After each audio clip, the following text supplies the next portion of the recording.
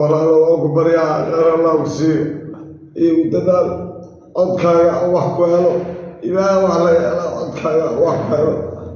haddii ilaahay yaraado khayr ku rajayna ilmaada ilaahay khayra ku siiyo iigu dadaal بسم الله الرحمن الرحيم أنا مقعيقا اللي هذا مصطفى الشيخ محمد كتر سنانجري حوق الدولة الصوماليات خاصة غيبة اللي بعتنات وغوي قلبات صوماليا أنا وحنا عينين توبر دوكسي توبر كيلوين حتى معلمين عن قصة نغضي المدى قصة شغي والله غادو وغوي قلبات اللي جي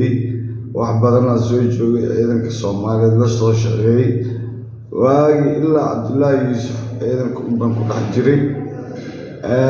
waxaan markii dagaalada ay shabaab wadanka ay qabsadeen waa la kala carray dadkii qaarna Itoobiya aadeen qaarna meeshay rabay ka baxeen anigu dadkii Yemen aaday baan ku jiray aniga ilmahayga Yemen aadnay 8 sano Yemen soo jiray 2015 ayaa wadanka soo noqday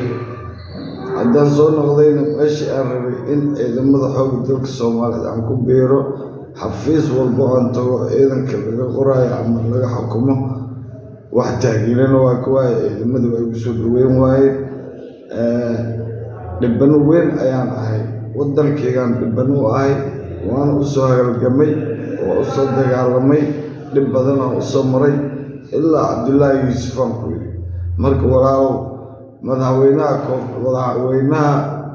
federaalka Soomaaliyeed Xasan Sheekh Maxamuud ayaa codsi u dirsanaya codsigayga oo ah anigoo nin ciidamada xoogga dalka Soomaaliyeed ahay oo yacni ilaa hadda darajada 3 diglan ahay kabtan baan ahay kabtannimadeeda iyo ilaa isoo celiyo ciidamadeeda la igu beeriyo oo yacni halkiisa aan kasii wato ayaan jeclahay waa dayacanahay aad iyo aad u dayacanahay baydhabana hadda aan joogo intuu aday qalinkaaga shaqeynaya madaxweynaha tahay madaxweyne waxaan kaa codsanayaa inaad qalinkaaga aad igu soo celiso darajadayda iyo shaqadayda ciidanimo waxaan kaa codsanayaa inaad ii tixgelin doontid haddii ilaa yidhaahdo nin weynaa ahay waa ii jeedaa da-da ilma yara 52 sanaan jiraa in macnaa wadankan aan ku dulmanaado ma jecli walaalow xasan sheekh maxamuudow waxaan kaa codsanayaa inaad darajadeyda ii soo celisid ciidankaygana aan ku beero meel walba oo hawl aan ka qabanayo wadanka Soomaaliyeedna aan u dhinta haddaan rabo wadankayga waa u dhimanaa awalna waa u dhinta haddana waa u dhimanaa insha allah haddii nafta qaba waa u dhimanaa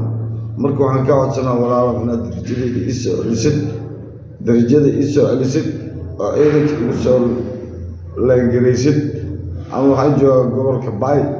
meel walba aan tago federaalka aan tagana waa ka waay wax